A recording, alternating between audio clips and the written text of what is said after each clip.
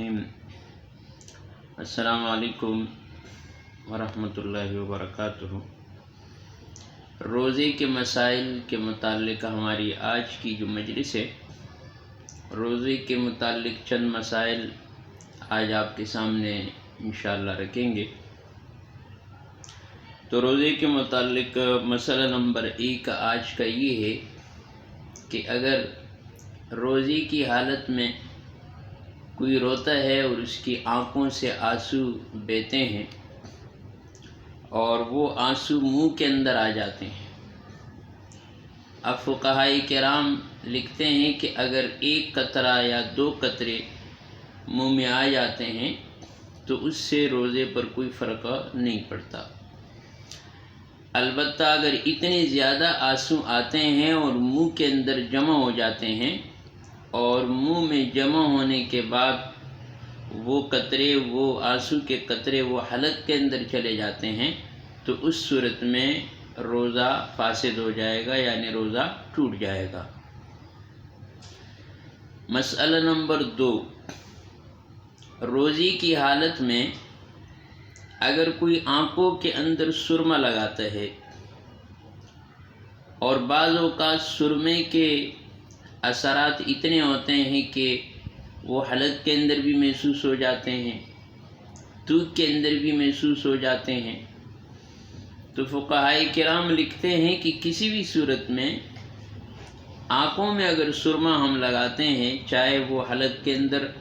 اس کا اثر محسوس ہو چاہے تھوک کے اندر ہو، لیکن اس سے روزہ نہیں ٹوٹتا۔ لہذا روزے کی حالت میں آنکھوں میں سرما لگا سکتے ہیں، اس میں کوئی حرج کی بات نہیں ہے۔ مسئلہ نمبر 3، روزے کی حالت میں اگر آنکھوں کے اندر دوائی ڈالنے کی ضرورت آ جائے، آنکھوں میں کوئی تکلیف ہے، کوئی بیماری ہے اور اس میں دوائی ڈالنے کی نوبت ہو، ضرورت ہو تو دوائی ڈال سکتے ہیں، اور روزے کی حالت میں آنکھوں میں دوائی ڈالنے سے بھی روزہ نہیں ٹوٹتا اور روزہ برقرار رہتا ہے۔ لہذا روزے کی حالت میں اگر کسی کی آنکھوں میں تکلیف ہے اور دوائی ڈالنے کی ضرورت ہے تو بلا کراہت اس میں دوائی ڈالی جا سکتی ہے، اس سے روزے پر کوئی اثر نہیں پڑے گا۔ مسئلہ نمبر 4، اگر روزے کی حالت میں کوئی عورت سو جاتی ہے یا کوئی مرد سو جاتا ہے اور سونے کی حالت میں کوئی ایسا خواب دیکھ لیتے ہیں کہ جس سے ان پر غسل واجب ہو جاتا ہے تو اس سے بھی روزے پر کوئی اثر نہیں پڑتا، بس جاگنے کے بعد وہ غسل کر لیں اور ان کا روزہ برقرار ہے۔ اسی طرح اگر خواب نہیں بھی دیکھتے لیکن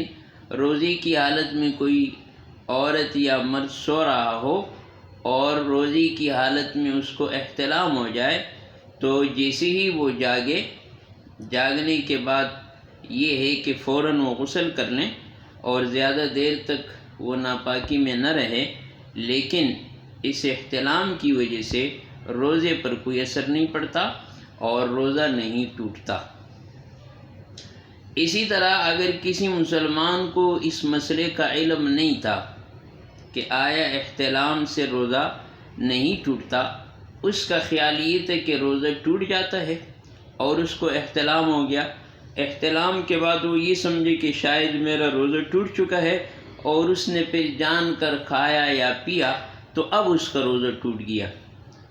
لیکن اس صورت میں اس پر صرف قضا ہے، کفارہ نہیں ہوگا۔